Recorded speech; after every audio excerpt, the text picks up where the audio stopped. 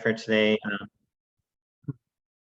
So I looked at the registration survey for today's event, and I think about 50 people registered. It looked like about 80% of you had used the DataHaven resources in the past, but not everyone had used the community index, especially this year's report just came out. So hopefully you'll have a chance to use it in the coming weeks. About a third of people had used it so far, and 40% had used the previous editions that were published in 2013 and 2016 or 2019. So the way the community index, Wellbeing Index is structured, we try to cover topics that are like of most important to communities. And the way we determine that is through many conversations with leaders throughout the state, with residents. We have different ways of doing that. There's an advisory council where people can sort of suggest topics that they're interested in and vote on topics. So one of the topics, for example, that was really important to a lot of folks in the last round of that was around incarceration and criminal justice. So we added more content on that issue, for example. Another one that really rose to the top in the last round was housing issues, cost of housing. So we had information on that in the past, but I think we added more about that topic, for example. So it really reflects, conversations with hundreds of residents around the state on kind of what indicators are most interesting to them, of what topics are most interesting. In the front of the report, you'll find a table of contents. So this gives you a sense of kind of some of the topics that are in the report. And the region that the Greater New Haven Wellbeing Index covers is this 13-town area, kind of from Milford to Bethany and Madison. That's kind of just historically how the region's been defined for the purpose of this report. It's a diverse range of communities. There's rural towns, there are suburban and urban cities, of course, that, in the process of writing this report, we're always trying to think of the context and the many factors that kind of shaped the region and why it has the physical conditions, the populations that it has today. Some of the most important factors, of course, would be industrialization. Those happened in like the city centers and along rail lines. Housing that was built around those areas, of course, immigration and migration. New Haven's known as an immigrant gateway city, so a very high percent of the population are immigrants or children of immigrants in the area. There's separate reports about those topics. And then topics like redlining and discrimination, really shaped like where different groups can live, what kind of resources they have access to over time. So those are things, in some cases we talk about those in the community index. In other cases, we talk about those more in some of the other reports we publish, like there's a health equity report that we've published recently. Also the previous editions of the community index, in some cases, we kind of went into more depth about some of those issues. So whenever you're talking about data, the differences in a region or in different groups, it's really important to think of those historical factors and, current factors that affect different populations. The data we use in the index, though, it really is drawn from many sources. So we tend to collect data about every town in the state. So we have similar reports for like Fairfield County, for Greater Hartford, and also reports for each town in the state. That often, like if you're working in a specific community or town, those kind of town level reports will have a little bit more data that's like specific to each town. In some cases, the Community Wellbeing Index report has, a table for every town in the region. But in other cases, you can find, more in-depth information in the town level reports on our site. One of the sources that we use in the index is the Community Wellbeing Survey. So basically where we have a need for data that's not captured in any of the existing federal or state sources, we have a large survey that goes out throughout the state. Since 2015, we've interviewed more than 40,000 adults in every town in the state. So this is a really rich source of data. You may have heard of it. It's, collecting information about health, about community life, economic issues, and other topics that are just not really covered in like existing public data sources. So that survey is supported by the Community Foundation in New Haven, but also about 80 other partners around the state. So the hospitals, the United Ways, many other organizations are partners in that work. I mentioned the town reports. So actually the most popular resource on the DataHaven site at the moment are these town equity reports that we created just in 2021, really in response to the need for more local data that was disaggregated by race and ethnicity, and looking at at the really local level. So we used some new approaches to break down the data in ways that hadn't been done before, and ensure that we could present data, not just for the towns as a whole, but also like different populations in the towns by race, ethnicity, or sex. So those reports are really popular, especially for organizations that are looking to work on issues around racial equity, around housing, health issues in specific towns. We encourage you to just go on there, download the report for your town, and that's often a useful source for kind of looking at how things are going locally. So I'm going to turn it over to Kelly now. Okay, thanks. So one of the sources of information that a lot of people tend to use is just a general demographic breakdown of the area or of a given city in the area. And since the last index was published in 2019, we now have 2020 census data, which gives us a little bit more accurate count of the people in the region. So when we looked at that, we found that, I don't think it's a surprise to anybody that younger generations are increasingly more diverse than older generations. That's true in New Haven, Greater New Haven, statewide, nationwide. And Latinos are actually the fastest racial ethnic group growing since 1980. As you can see in this chart, now 17% of the population of the region is Latino or Hispanic. 14% of the population is foreign born, like Mark said. New Haven especially is a gateway city for immigrants. And since 2010, the highest share of those immigrants that have come in are from Asia. The next largest share is going to be from Latin America. Next slide, please.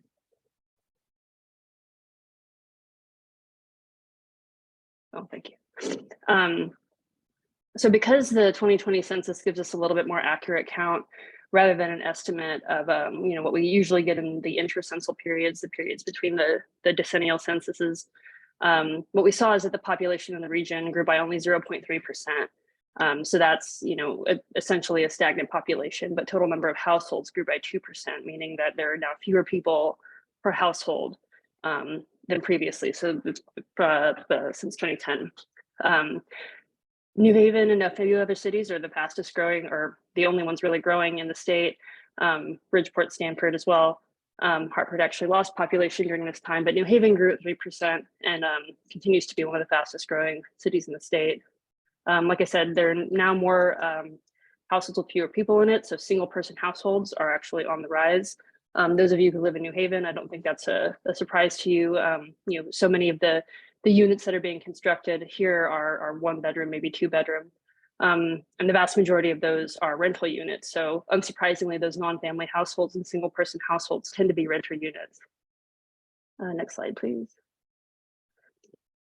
So in addition to kind of looking at population demographics, we also look at a number of financial well-being indicators kind of year over year. And this is data that is kind of collected from the survey that Mark mentioned, but also from a handful of public sources. And these are indicators that, as we track them, they are a good barometer for overall regional well-being. So limited car access is whether or not somebody's got access to a car when they need it. Doesn't necessarily mean that they own a car, but if they needed a car, could they get one? And about 1 in 8 people, or 1 in 8 adults in Greater New Haven don't have that car access. So there's a reliance on transit, which has been pretty good. The service is only half hour, so it's not the greatest service. And now, as we know, the free transit period has ended at the end of March. So those 1 in 8 people are now kind of back to having to find alternative modes of transportation. One of the things that was a big shift during the pandemic was working from home and Zoom school and things like that. So we wanted to look at households without broadband, and more specifically lower income households without broadband. So a quarter of households in Greater New Haven don't have broadband access. And surprisingly, that number was highest in Milford among households earning less than $50,000. So this is kind of an indicator it has a big impact on an individual's educational and economic well-being, but also is kind of an infrastructure issue, whether or not those services are available in all areas, and are they affordable? for different families. Childcare is another resource that can help people, maintain for employment, for example, or just get through to be able to maintain employment. But as a share of the population, there's not enough seats for each individual child. It's difficult to assess this number really. There's a certain number of available seats in the region, but that doesn't mean that they're located where children who need them are, or that they are the appropriate seat for given children. Younger children have a different need, a different childcare resource need than older children. So just over a third of children in the region have access to those childcare slots. So a significant number of parents are left with having to find alternative means of childcare, whether it be friends, family, or simply staying at home with their children. Just getting by financially is another indicator that's asking people, it's a self-rated indicator. So asking people how would they rate their current financial situation. And just getting by means that it's kind of a paycheck to paycheck situation or worse. So 1 in 4 adults in the region are just getting by.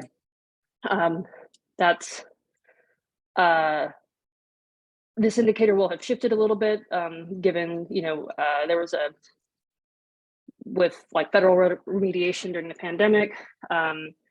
This is we in a future slide I'll show you kind of like how that has impacted people. It's tied into food security, for example, but to continue going down, negative net worth is a metric just to assess again people's financial well-being. And 16% in the region have a negative net worth. Underemployment is looking at those individuals who are unemployed and want to be employed, or they are employed at a lower number of hours. For example, they work part-time and they want to be full-time. 15% of adults in the region describe themselves as underemployed. This was coming from a survey that was run in 2021, so it would not have necessarily included the pandemic unemployment, which again, I'll talk about in a future slide. Difficulty paying for food is the last one. This question asks whether or not in the past year, an individual or an adult has had trouble paying for food for their families. 13% said that they did. Again, different federal programs during the pandemic, federal relief programs helped to alleviate some of that, but as we'll see in the next slide, please, that these relief programs actually made a big impact in the food insecure in the state. So this chart is looking at Connecticut overall, not just the region. And in 2021, while those programs were in place, we see dips kind of across the board in different, not only just the total, but among all race ethnicity categories. But once those programs sunsetted, the rates have climbed now above pre-pandemic averages. So food insecurity is worse now than it was previously, or when this was measured in 2022 was worse than pre-pandemic. That compounded with inflation, as we've all experienced, the cost of groceries has increased by 13% between 2021 and 2022. So now that we're like halfway through 2023, that number is actually probably a little bit higher. Next slide, please. Housing insecurity is something that everybody in the region is concerned with. Nationwide, I think everybody is concerned with this. As we know, since the recession, there just haven't been enough housing units constructed for the population. So, there's a big squeeze that has had an impact on not only the cost of housing, but just the availability. So for example, New Haven has one of the lowest vacancy rates for housing in the country. That's driving up not only the cost because of the demand without enough supply, but also is perhaps lending or leading towards people charging too much for a certain unit and not doing any kind of upgrades that might need to be done between renters or between householders. So when we look at housing insecurity, one measure that we commonly use is called housing cost burden, and that's usually described as paying 30% or more of your income towards housing cost. So when you pay much more than that, for example, half of your income towards housing costs, That's what's called a severe housing cost burden. So 32,000 households in the region are severely housing cost burdened, which includes, that 32,000 figure includes 19,000 renter households, which is 1 in 4 renters in the region, and 10,000 households in New Haven alone. Homeownership rates region-wide have dropped. So the homeownership rates have dropped statewide as well. But this is, again, because the vast majority of units being constructed are rental units. There are just lower or fewer opportunities to attain homeownership in many cases. If you want to stay in a city like New Haven, for example, where only 25% of units are owner occupied.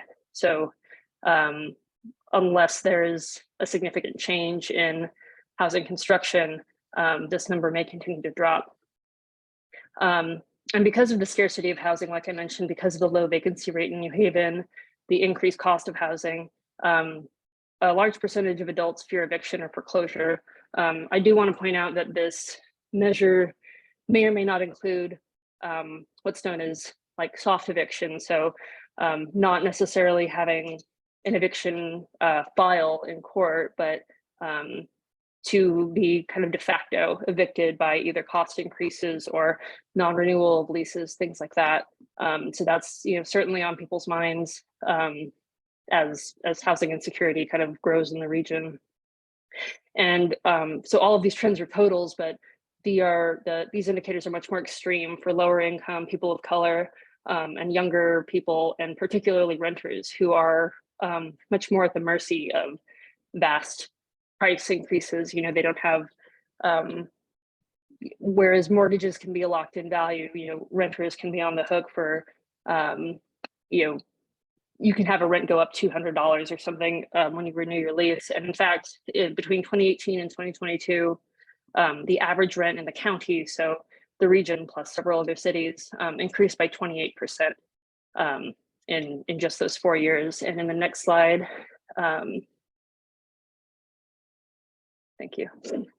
You can kind of see the impact of that housing cost increase. So on the left-hand side of each chart is the change in prices from 2018 to 2020, so pre-pandemic, and the green bar is New Haven. So between 5 and 6% for rents and for home prices was the typical annual increase between 2018 and 2020.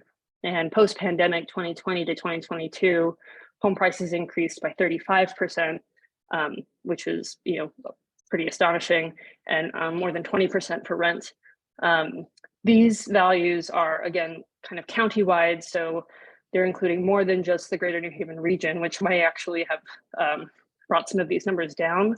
I would imagine in New Haven and, you know, kind of the inner ring towns, these values would be much higher. Next slide, please. So going to unemployment and recovery, as we all know, there was a massive spike in unemployment. Those numbers have, the rate of unemployment has begun to trend downward and is now, this chart is a little out of date. It's about through halfway through 2022. The unemployment rate now is approximately where we were at the beginning of 2018. But the kind of economic landscape looks a little different now than it did before. Next slide, please. So again, this chart is a little out of date, only going through 2022 Q1. So this is just a 2-year change in jobs between 2020 and 2022. Overall, the region lost 1% of jobs, a significant number of those being in healthcare, food services, but also education, retail, and manufacturing. What we know now is that there are more jobs. Technically, there are more jobs now than there were pre-pandemic, but the distribution is no longer the same, right? So a number of job openings or a large number of job openings are going to be in accommodation, food services, and retail trade, but the jobs that were lost in healthcare or education may not have necessarily come back. So there is going to be kind of an unknown effect on not only the workforce, so like, did we lose those workers? Did they find work elsewhere? Or did they move industries altogether? Do we have enough people working in the healthcare sector, for example? These are all things that have this is just kind of a snapshot, but like we will probably begin to see the impact of how the landscape of job loss has changed over time. And again, I know this is a little bit out of date, but once the newer numbers are available, I think we can start to see which sectors have recovered jobs and which ones haven't. And then, in that recovery, what does the workforce now look like? What are the wages in those jobs? What kinds of jobs within those sectors have come back? So these are all kind of questions that are on our minds. And I know just throwing this out there is kind of like something to think about, something that we will be seeing changes over the next several years on. I think that's the kind of big question economically is we are in a recovery period, but what is that recovery, post-recovery going to look like? So I will pass it to Camille to kind of discuss more measures that we looked at in the index and other civic and civic life topics. All right, hi everybody. So I'm realizing that a couple of these things in a row are some kind of new analyses that we did this time around. So some of the things in the index you'll notice like charts or tables that we've done kind of every iteration, where it's kind of then helps you see how have these things changed over time, have they not changed over time. But we also always try and do a few new things, especially like Mark mentioned, based on kind of questions that people are coming to us with. So one thing that we decided to do this time around, we did some new analyses of segregation within census tracts. So those are almost always smaller than towns. Towns generally have several tracts within them. And so those are more comparable to your neighborhood or a couple adjacent neighborhoods.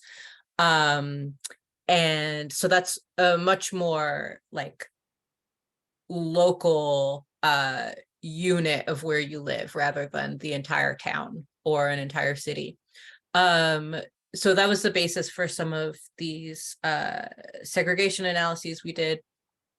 And so one of the things we did was just looking at like who lives in your neighborhood. So for the kind of average white person in the region or average Black person in the region, or whoever, like what's the makeup of that neighborhood. And we found that people of color generally live in fairly diverse neighborhoods, which is a little surprising and not surprising, right? Because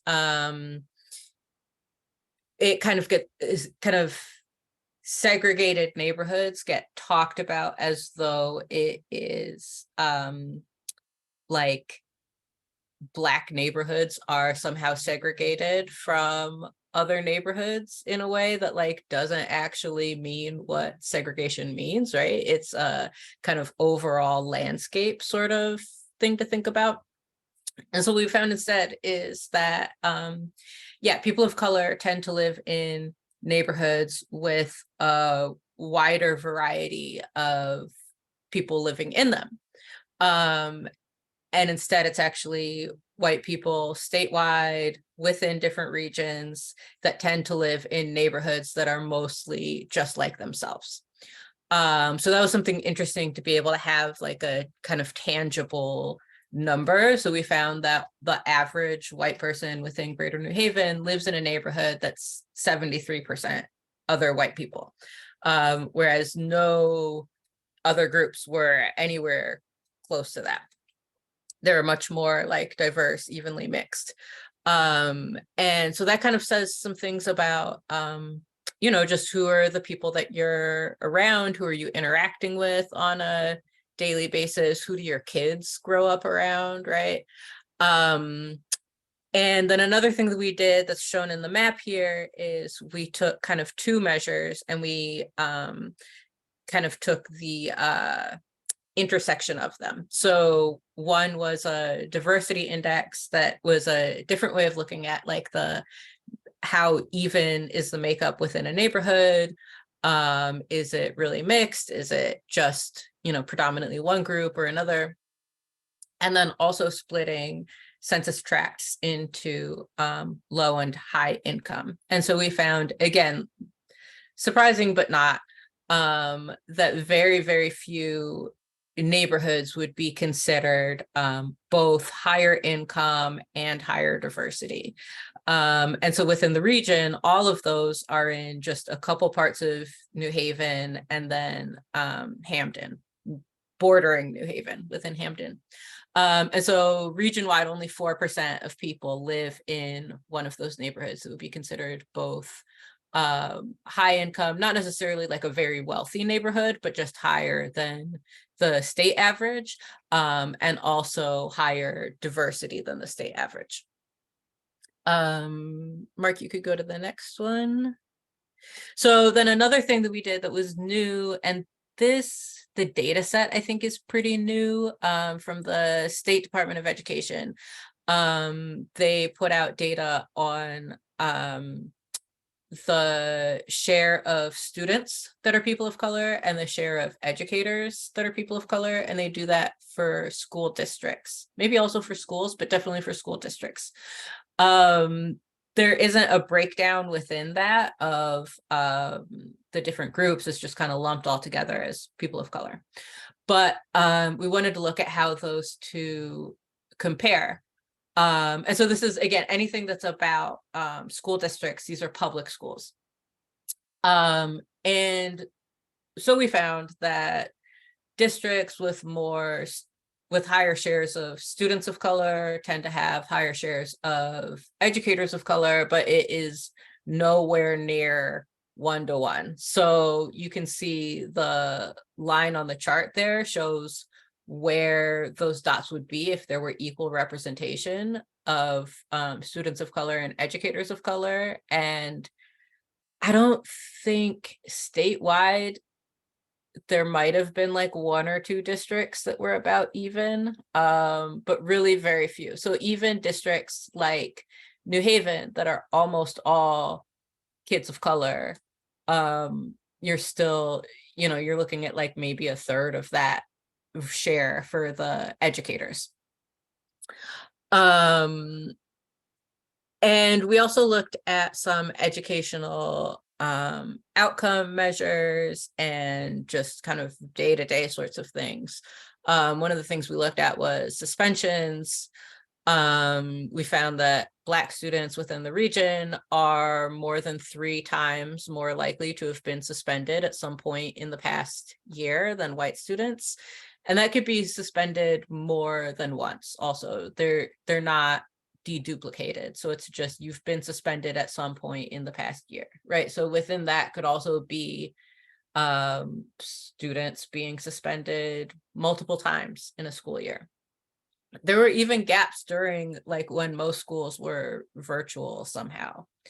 The gap kind of closed some, but kids were still getting suspended, which is kind of crazy to me. And then one of the things that Kelly mentioned earlier about childcare slots, just to break it down a little bit more.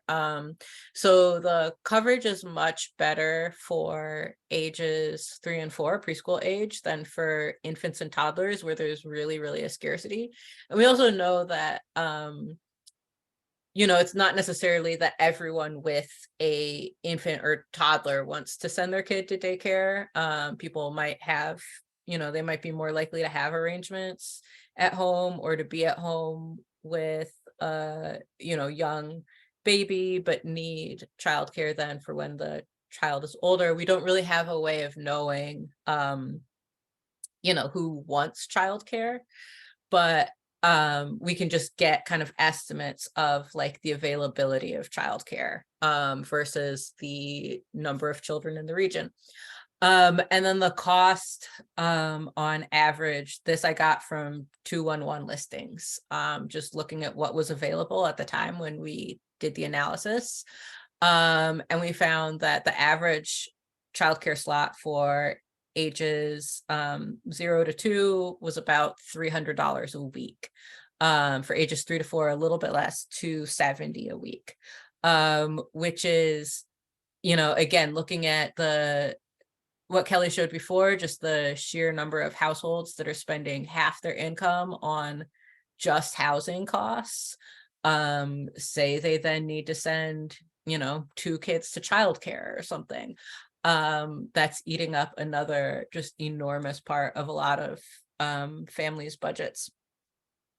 I see there's a question in the chat about the segregation measures. I can get back to you with that because it's kind of like it's a little bit wonky how those cutoffs were done and how that was measured. So I can get back to them about that. So, and then another thing, so one thing that we've looked at in the past is chronic absenteeism rates. We know that those are higher for Black and Latino students, for students receiving special ed services, and for students eligible for free or reduced price meals. We hadn't looked at it as a trend before because it's generally pretty steady. And chronic absenteeism refers to a student who's missed 10% or more of the days for which they're enrolled in a school year.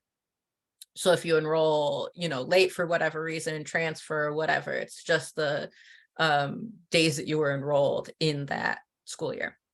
But with the 2019-2020 school year, which then went into Zoom school in a lot of districts, starting then and then increasing in the next 2 school years, we had this kind of skyrocketing of chronic absenteeism to where we got up to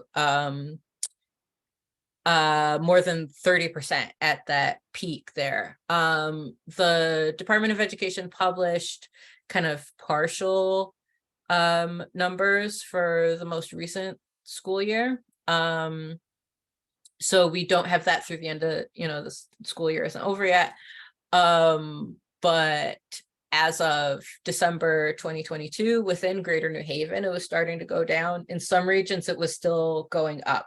So it seems like there's changes throughout the state in how that is playing out. But that's another thing to be looking at, because even though it's going down, it's still way, way, way higher than pre-pandemic. SBAC, the standardized testing, those scores dropped a few percentage points from the pre-COVID. We took kind of an average of the years that were available, because I think SBAC only started in 2015 maybe, that the state started publishing SBAC numbers. So those years pre-COVID versus where it was at the most recent time dropped by about 5 percentage points. And that's specifically 8th grade English and language arts. Graduation rates, I believe, are about the same, so that is good. But again, there's still a lot that is same with, the jobs that Kelly was mentioning, kind of a lot that we are just going to have to wait and see. And also these numbers are always things that have happened in the past, right? That's one thing that I try and always remind myself. So chronic absenteeism means that kid has already missed that amount of school, right? So whatever supports they're missing, whatever education they're missing, that's already happened. And you're kind of measuring it once that has already taken place, and then trying to, use that data to maybe catch up. And then not pandemic related, but just in general, education, outcomes and attainment. 6 years after graduating high school, about half of Greater New Haven public school students have gotten a college degree. So that's either a 2-year or a 4-year degree. So there's kind of and this is, like I mentioned, some of the charts that we do every iteration. This is one that's a kind of a classic, is the drop off between graduating high school, enrolling right away in college, staying in college for a second consecutive year, and then obtaining a degree, either 2-year or 4-year. And so there's drop off with each of those steps. So you end up with 50% of those high school, that high school graduating class has a degree within 6 years. And then 8% of adults ages 25 and up in the region have no high school diploma. And that's about the same as the statewide average. It's higher in the cities, just generally. It's much higher for whatever kind of cluster of reasons among Latino adults, to where it's 23% within Greater New Haven. Mark, you could go to the next slide. So again, this table is kind of a classic. These kind of walkability measures, just kind of the resources in your neighborhood. One thing that I always think is, actually two things I always think are really interesting. One is that we ask about all sorts of quality of life, financial security, all these sorts of things. But on the survey, the first question is just yes or no. Are you satisfied with the area where you live? And the overwhelming majority, regardless of location, income, all the other demographic breakdowns that we do, the majority say yes, they're satisfied with their area. So that's something that I always think is really interesting, that then we can look at all of these like different like hardships, issues with people's neighborhoods, all these different things. But like overall, most people are satisfied with the place they live. And that happens again statewide. It's happened, I believe, every time the survey has been done. So that kind of points to some of these I've been trying to move away from the term resilience, but some ways that there are assets in everyone's community, right, that help them be satisfied with their neighborhood.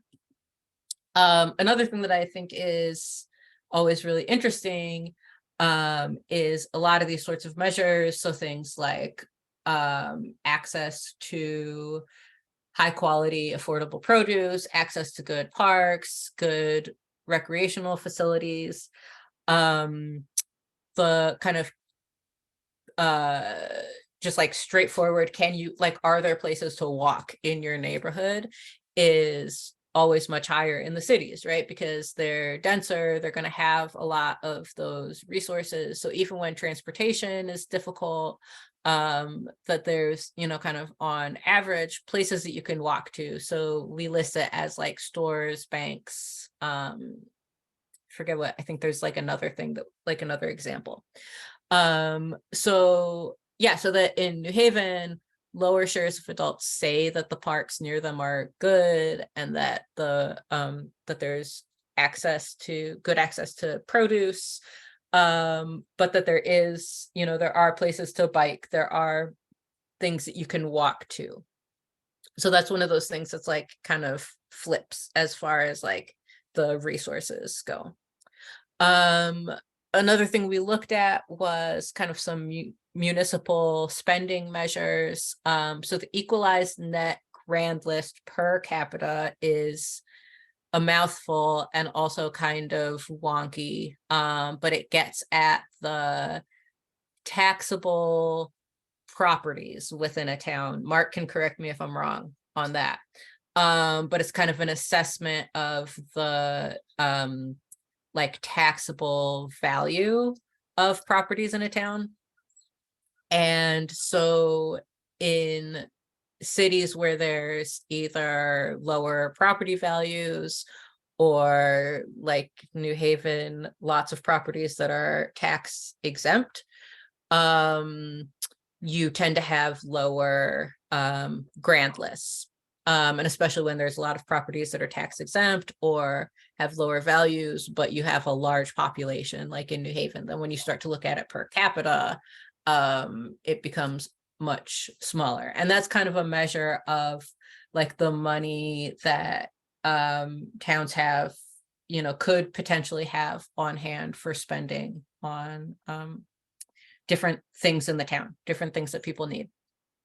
And then school spending has a fairly wide range. Again, public schools, from a low of about 15,000 in West Haven to a high of more than 21,000 in Milford. And that's per student enrolled in the district. Mark, you could, yeah. So again, a new thing that we looked at. So this is a new, there's a couple things that made this new. So one is that a new state law went into effect where I will try not to get into the weeds of this too much, but it's like something that I like think about all the time. But there's a new state law now that changed the way that they allot the population when they do redistricting. So the Census Bureau, when they do the decennial census, the surveys that they do and everything, they count people who are incarcerated as being residents of the place where the facility is and not residents of the place that they last lived and presumably would be returning to.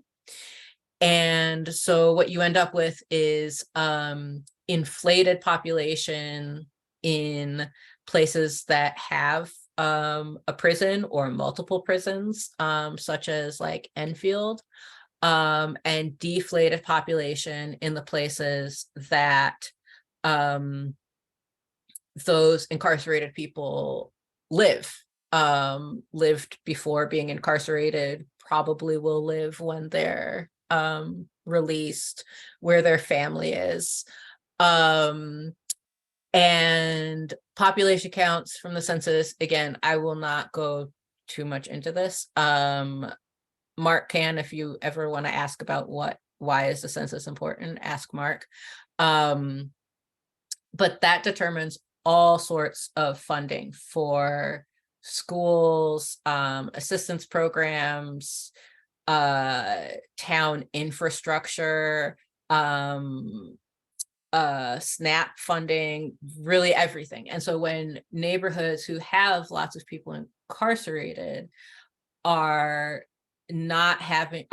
missing parts of their population, they're also missing that funding, right? And so you end up with then these cycles of like under-resourced neighborhoods becoming even less resourced because those resources are literally being counted for somewhere else that person has no connection to other than being in prison there.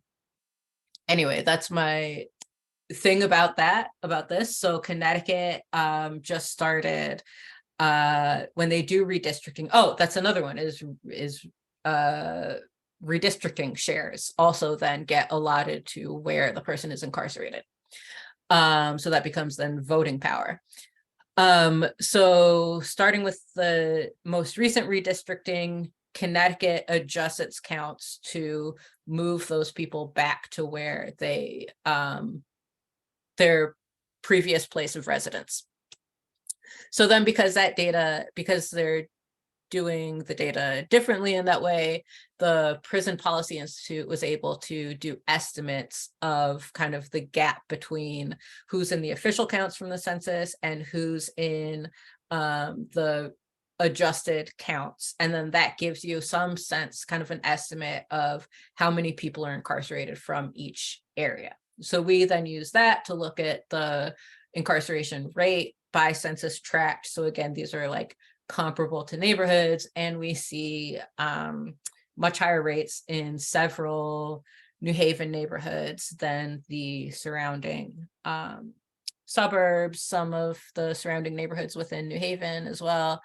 Again, not surprising, but really useful to have hard numbers to be able to say, like, here's how many people are incarcerated and what that burden would be on their families and on their communities, and particularly with potentially losing resources because of the way these numbers are counted.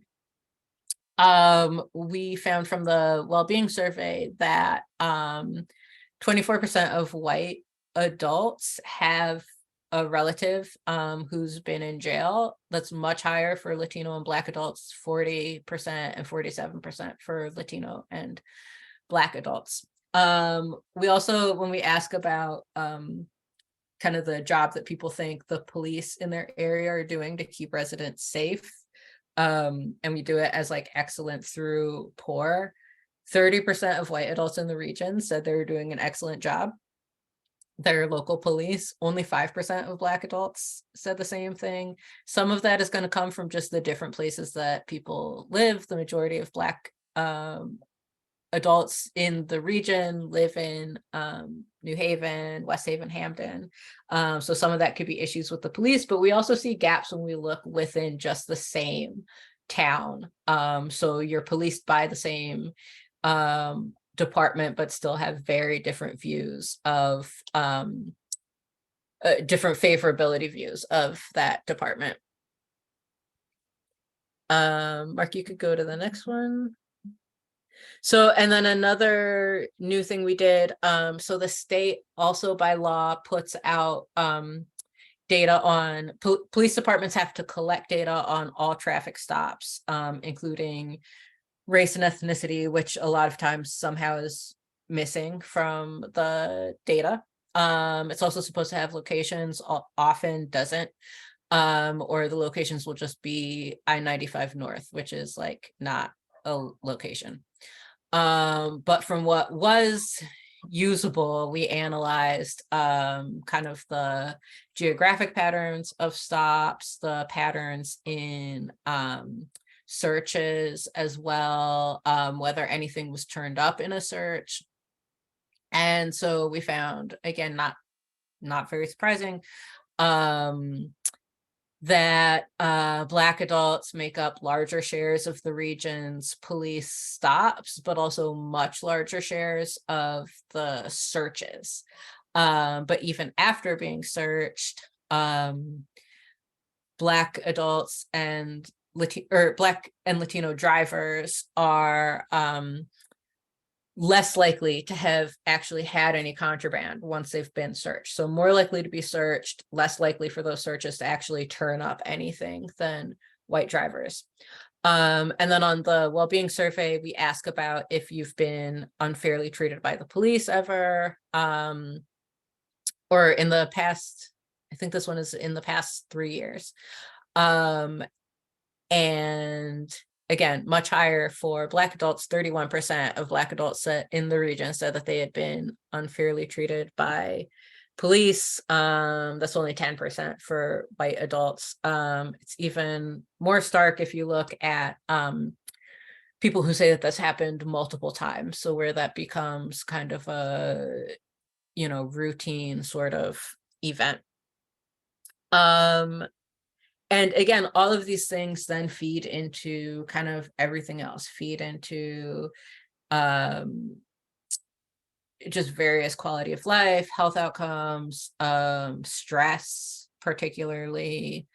So yeah, so it kind of, these things that seem kind of specific feed into kind of your everyday life in a lot of ways. And I think Mark is gonna finish it up with these. I'll finish it up with a bit. Okay. The health section.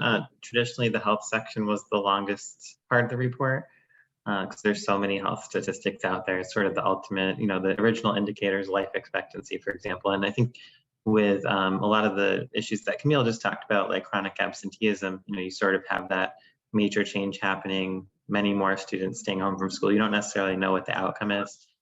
With health, you can start to, it's a similar pattern where a lot changed with health over the past 3 years. And it's very surprising to us to see, what some of the data looks like. So an example I often talk about is life expectancy, and how in many neighborhoods, life expectancy didn't actually change at all during the COVID pandemic. In a few neighborhoods, actually, people, were less likely to die. Life expectancy increased, but those tended to be the very wealthy neighborhoods. And then in the lowest income neighborhoods, life expectancy in many studies dropped like 5 or 6 years. So just dramatic changes by neighborhood that were even more dramatic than what you saw before the pandemic. A lot of those trends existed. They just weren't as stark, or maybe weren't as recognized by the general public. Those are things that, similar to chronic absenteeism, we're still going to have to see what the impact of that is in the long term. I think from a policy standpoint, like it's in the interest of Connecticut to think about how to correct for some of those things, make sure they're not going to cause harm over the long term, because some of those dramatic changes, you can track them in the data now, but the effects of them might be 5 or 10 years later. So, doing the best we can to make sure that Connecticut remains, a prosperous area, and overall reducing those gaps between different populations that Camille talked about, in terms of stress and discrimination. Those would all be likely to have a payoff down the road. Camille talked about discrimination, so I sort of wrapped everything into this slide about social drivers. The report gets into a lot more detail about like healthcare access and other things, but you can see, for example, here, discrimination 5 times more likely in healthcare settings, comparing Black and white adults. If you look by income or health insurance status, those are there too. That's a topic we talk more about in our health equity report on our website. Also, issues like dental care, those could be surprising to folks, since, in many parts of Connecticut, it's very common for everyone to, almost everyone to go to the dentist every year. It's upwards of 80 or 90%. But then you look at low-income adults, only 46% of lower-income adults had dental care over the past year. So, pretty striking differences when you look at those social issues as well. And there's more in the report on those. Some of the more dramatic changes that we saw with health outcomes had to do with overdoses. So if you look at, life expectancy and those sorts of trends, maybe 80% of it during the peak of the pandemic was due to COVID, but there were other things that were contributing to higher mortality too. One of those especially was an increase in overdose deaths. There were other things that maybe relate to lack of healthcare, people missing appointments during the pandemic and not getting their cancer screenings, those sorts of things. That information is sort of just coming out what the impact of that might be over the long term. But one of the more immediate impacts, I think, was overdose deaths, and that's could be a mix of factors related to the pandemic, but also the change in the drug supply. So there's been an increase over time in fentanyl in the drug supply and pretty much all types of substances. Also xylazine in the past year has caused hundreds of overdoses also just recently. So those are things we see, and that particularly fell on communities of color. So if you look at this chart, you'll see overdoses in the New Haven area. They've historically been much higher among white adults in the region on average, but looking at the past few years, the rate was much higher among Black adults. So just sort of thinking about communities being affected differently, and then overall, New Haven, East Haven, West Haven, those all saw pretty dramatic increases in overdoses in the past 2 years.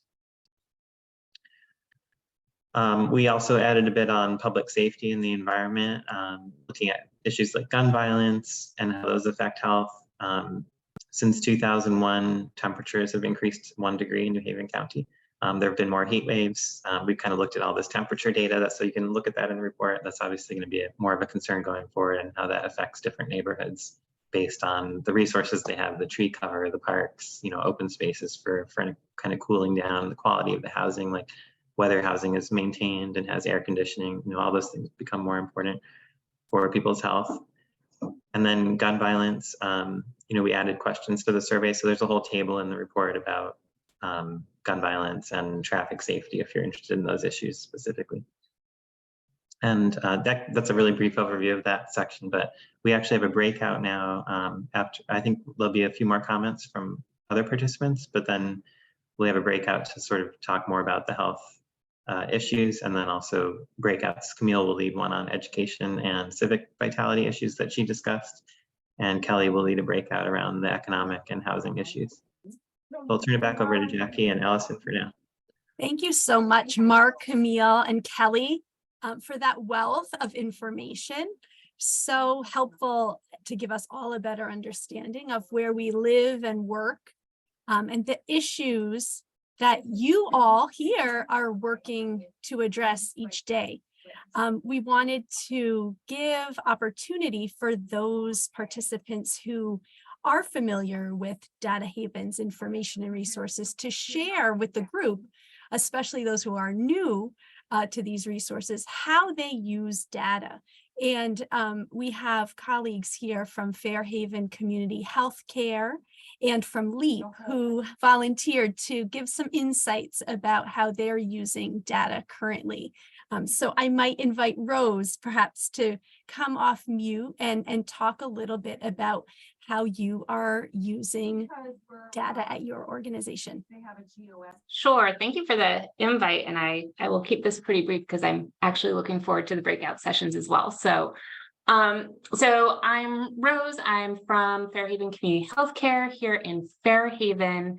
We are a federally qualified community health center, and we've been in Fairhaven over 50 years at this point. And because we're a federally qualified community health center, because we're heavily grant funded, both state, federal, and private funded, we use data. We use a lot of data. And we use it to get funding. We use it to inform the services and the service expansions that we want to do to meet the needs of our community. So at this point, we serve just about 33,000 patients in the greater New Haven area. And about 80% of those are actually in New Haven. And one of the things that we are incredibly appreciative of the work that DataHaven has done is being able to look at greater New Haven data and New Haven data at a much more granular level. So, we can look at census data for our needs assessment, but that really doesn't give us as much neighborhood-based information to inform what we're doing. And really viewing that as a resource. And particularly, as we're seeing these spikes in overdoses, as we're seeing increases in substance use in general, really looking at that granular data to say, how much more can we do and where can we do it to bring those services to where they're physically needed? And I think, the same thing goes with looking at those public health indicators. What can we do to address, from a health perspective, chronic absenteeism, right? Working and looking at what is the role of a healthcare provider and helping to support school districts in that, whether or not it's increasing the availability of school-based health centers so people aren't missing school due to health reasons, increasing behavioral health services, and really, again, using the data that we get, not only data that we produce on our patients, because we collect a lot of data, not just looking at federal resources for data, but really that granular data that we can get with working with partners like DataHaven. So that's what I've got. Thank you so much. Any questions for Rose or general questions about using data? Before we move into breakouts, I think our colleagues from LEAP had to step away, so we'll get into our breakouts a little sooner and have plenty of time to ask questions specific to different areas of focus in the breakouts too. So any general questions here before we move? And seeing none, I think that I will pull up the breakout rooms. So as Mark said, you'll have opportunity to choose the breakout room that is where you'd like to spend your time this afternoon.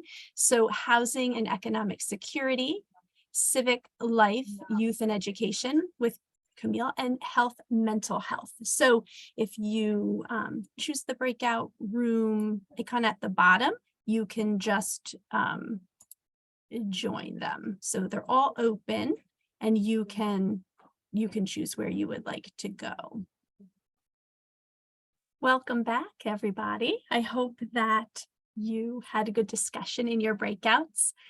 We're wondering, would anyone like to share something that they've learned or discussed further in breakout that's interesting that you'd like to share with the group? What are some new bits of information you're taking away today?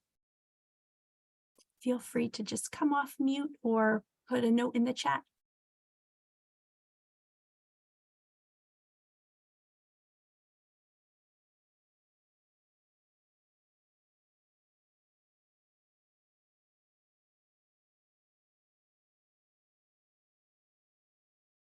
Are there any was just going to say, Mark, if there's any questions that you have for our team today, feel free to ask those now as well.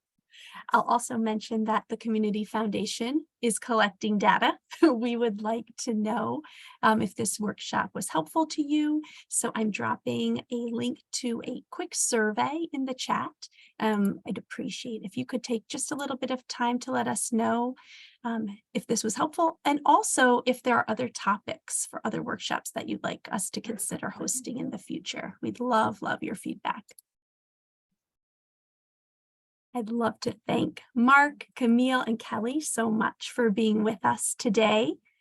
And if there are no questions from the group, we'll just say our thank yous and wish you all well.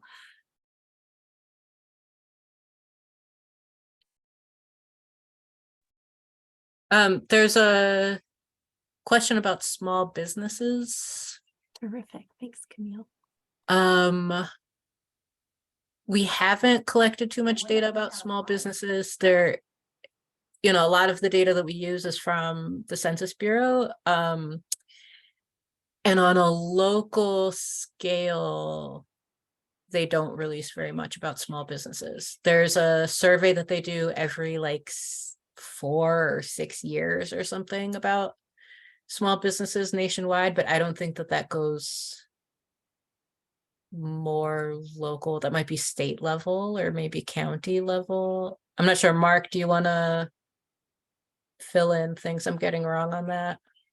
Yeah, I think that's generally true.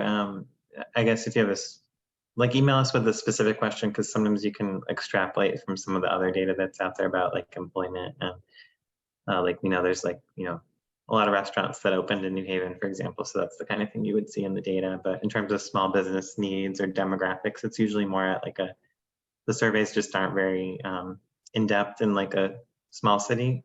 So it's usually something you'd have to look at more at like the state level, or if you were interested in how many women-owned businesses or that sort of thing. But yeah, email us with a specific kind of information you're looking for. We will be sending out the slide deck with everyone's contact information and a recording from today's session to everyone who attended. So look for that shortly in your email.